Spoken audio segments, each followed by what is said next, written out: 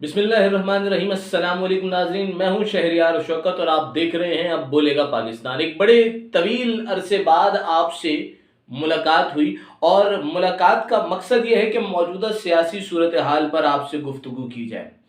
کپتان صاحب کی سیاست مکمل طور پر ختم ہو چکی تھی۔ پیٹرول کی قیمتیں بڑھ رہی تھی، 10 روپے کم کر دیے، کوئی خاص فرق نہیں پڑا۔ ادویات کی قیمتیں بڑھ رہی ہیں، اسٹریٹ کرائمز بڑھ رہے ہیں، ملک میں امن و امان کی صورتحال خراب ہو رہی ہے۔ مکمل طور پر عمران خان صاحب اپنی سیاست کے اندر فیل ہو چکے تھے، لیکن اچانک سے کچھ لوگ آئے اور انہوں نے تحریک عدم اعتماد کا نام لیا اور میدان میں آ گئے، جلسے کرنا شروع ہو گئے، عمران خان کے خلاف احتجاج کرنا شروع ہو گئے۔ عمران خان صاحب بھی اپنے کھلاڑیوں کے ساتھ میدان میں آئے اور اچانک سے صورتحال پھر بدل گئی۔ لوگوں نے یہ سوچنا شروع کیا کہ اگر آپشن یہی ہے، سوشل میڈیا پر کیمپین چلی کہ اگر آپشن یہی لوگ ہیں تو پھر ان سے بہتر تو عمران خان صاحب ہی ہیں۔ تو ایک بار پھر اپوزیشن نے عمران خان کو، جو کہ مکمل طور پر زیرو ہو چکے تھے، ایک بار پھر انہیں ہیرو بنا دیا تھا۔ عمران خان صاحب کا بھی یہ کہنا ہے کہ میں بھی یہی چاہتا تھا، ایسا ہو جو میری خواہش تھی اپوزیشن نے وہ کر دیا ہے۔ اب یہاں پر کچھ باتیں اہم ہیں اس پوری صورتحال کے اندر، جہاں اپوزیشن اور حکومت کے درمیان ایک جنگ چل رہی ہے، ایک لڑائی چل رہی ہے۔ اس کے اندر کچھ انوکھی باتیں بھی ہو رہی ہیں۔ اچانک سے اپوزیشن جماعتوں کو فوج کا اور اسٹیبلشمنٹ کا دفاع یاد آ گیا ہے۔ انہیں ایسا لگ رہا ہے کہ عمران خان صاحب نے جو اسٹیٹمنٹ دی، یہ اسٹیٹمنٹ ہمارے اداروں کے خلاف ہے، اور وہ اپنے اداروں کے دفاع میں آ گئے۔ وہ جہانگیر ترین جنہیں اپوزیشن عمران خان صاحب کا اے ٹی ایم کہا کرتی تھی اور جو سب سے بڑے ان کے نزدیک چور تھے، اس وقت اپوزیشن ان سے رابطے کر رہی ہے اور ان سے ملاقاتیں کر رہی ہے۔ ذرائع کا یہ بھی کہنا ہے کہ میاں محمد نواز شریف اور علیم خان کے درمیان بھی ملاقات ہوئی ہے۔ انصار الاسلام پارلیمنٹ لاجز میں آتی ہے، کس کی اجازت سے آتی ہے، کیوں آتی ہے کچھ نہیں پتا۔ پولیس آتی ہے، ایم این ایز جو ہیں وہ گرفتار ہوتے ہیں، کچھ ہی لمحوں میں پورے ملک میں احتجاج شروع ہو جاتا ہے اور پھر وہ ایم این ایز فوراً چھوٹ جاتے ہیں اور گرفتاریاں ختم ہو جاتی ہیں۔ اب یہاں پر اہم پوائنٹ یہ ہے کہ کیا عمران خان صاحب کی حکومت برقرار رہے گی یا نہیں، یہ وہ سوال ہے جس پہ لوگ بہت زیادہ اس پر ڈسکشن کر رہے ہیں اور بہت زیادہ اس کے اوپر جو ہے وہ بحث ہو رہی ہے۔ اپوزیشن کا بھی کہنا ہے ہم نے نمبر گیم پورے کر دیے، کچھ کا یہ بھی کہنا ہے کہ ہم نے 180 بھی کراس کر لیے ہیں۔ عمران خان صاحب کا بھی یہ کہنا ہے کہ ہمارے نمبر گیم پورے ہیں، ہم بالکل ریلیکس ہیں اور عدم اعتماد کے ناکام ہونے کے بعد میں انہیں چھوڑوں گا نہیں۔ اب سوال یہ ہے کہ کیا واقعتاً عدم اعتماد کامیاب ہوگی؟ سب کی اپنی اپنی رائے ہے، لیکن میری رائے کے مطابق عدم اعتماد 1% بھی کامیاب نہیں ہوگی۔ کیوں؟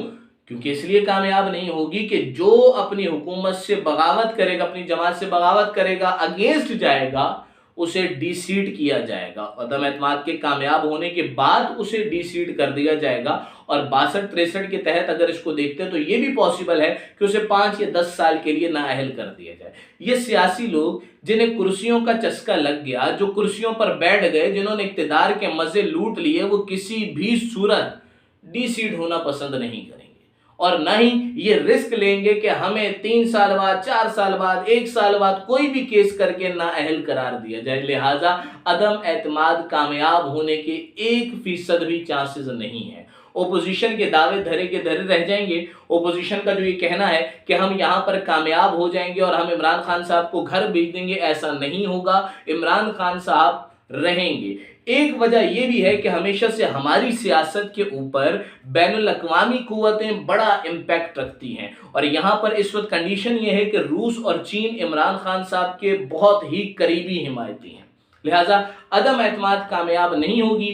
عمران خان صاحب اپنے 5 سال پورے کریں گے۔ ہاں، عوام ان سے ضرور تنگ تھی، عوام کی چاہتی تھی کہ بس یہ جائیں، اس بار جائیں، جان چھوڑ دیں، دوبارہ نہ آئیں۔ لیکن اب خدا جانے کہ یہ کوئی ڈیل ہے یا کوئی ڈھیل ہے یا اپوزیشن اور حکومت کا آپس میں کوئی گٹھ جوڑ ہے کہ اچانک سے یہ سارے میدان میں آئے اور انہوں نے عمران خان صاحب کی مردہ سیاست کو ایک بار پھر زندہ کر دیا، اور عوامی مینڈیٹ یا عوام کے جو تبصرے ہیں وہ ایک بار سے پھر کسی حد تک عمران خان کے حق میں جا رہے ہیں۔ حکومت 5 سال مکمل کرے گی، میری یہ رائے ہے، لیکن اب ذرا عوامی رد عمل دیکھ لیجیے۔ इस मुल्क की सूरत हाल का जायजा लें। मैं जहां हमने हुक्मरानों की बात कर ली, ओपोजिशन की बात कर ली, आवाम की भी बात कर लेते हैं। मुल्क का जायजा लें। कई इलाके ऐसे हैं जहां कुत्तों के काटने से बच्चे मर रहे हैं, कत्लो गारत रोजाना हो रही है, स्ट्रीट क्राइम्स रोजाना की बुनियाद पर हो रहे हैं, मुल्क में अमन अमान की सूरत हाल खराब हो रही है, बेरोजगारी बढ़ रही है, लोगों के पास खाने पीने को कुछ नहीं है, अद्वियात नहीं है। लेकिन ये कौम फोकस किस पे किए हुई है? ये कौम, इस पूरी कौम का फोकस चंद एक बातों में, जिनमें से एक बात कांपे टांग रही हैं, जिनमें से दूसरी बात मैं अपनी बंदूक की नशिस्त पर इनको बिठाऊंगा, जिसमें तीसरी बात कि अगर किसी ने हाथ कानून में दिया। ये वो सारी बातें हैं जिस वक्त कौम जिन पे मुकम्मल तौर पर फोकस किए हुए हैं। याद रखें कि जिसे अपनी हालत के खुद बदलने का ख्याल नहीं होगा ना, कभी भी उसकी हालत, ये हुक्मरान, ये ओपोजिशन, ये इख्तलाफ, ये सारे एक हैं। आपको अपनी हालत बदलने के लिए खुद सोचना पड़ेगा। ये मीम बनाकर और मस्खरों वाली हरकतें कर कर, इन्हीं चीजों में जुड़े रहकर, अपने लोगों का दिफा करके कभी भी इस मुल्क के हालात नहीं बदल सकते। बहरहाल हमारा काम बोलना था, पाकिस्तान बोलता रहेगा। अगली किस्त में फिर आपसे मुलाकात होगी, लेकिन याद रखिएगा, एक बार फिर कह रहा हूं, इमरान खान साहब कहीं नहीं जा रहे, तहरीक अदम एतमाद नाकाम हो।